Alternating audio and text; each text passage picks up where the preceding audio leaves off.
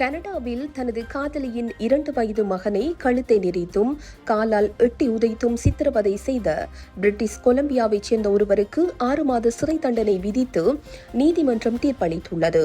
வீட்டில் வைக்கப்பட்டிருந்த ரகசிய கேமராவில் இந்த கொடூர காட்சிகள் பதிவாகியுள்ளன.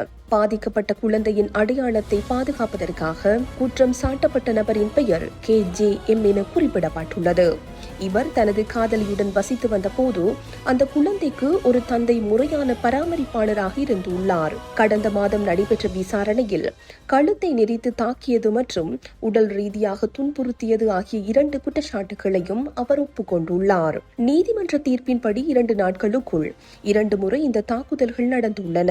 படுக்கை அறையில் இருந்த குழந்தையை எட்டி உதைத்து பின்னர் தரை விரிப்பில் வைத்து கழுத்தை நெரித்துள்ளார். அப்போது அந்த பிஞ்சு குழந்தை வலியால் அலறியுள்ளது.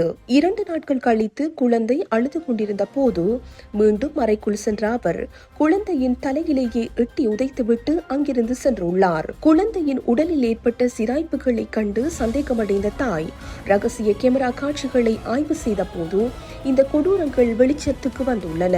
பாதுகாப்பாக இருக்க வேண்டிய படுக்கை அறையிலேயே நம்பகமான ஒருவரால் இந்த குழந்தை தாக்கப்பட்டுள்ளது.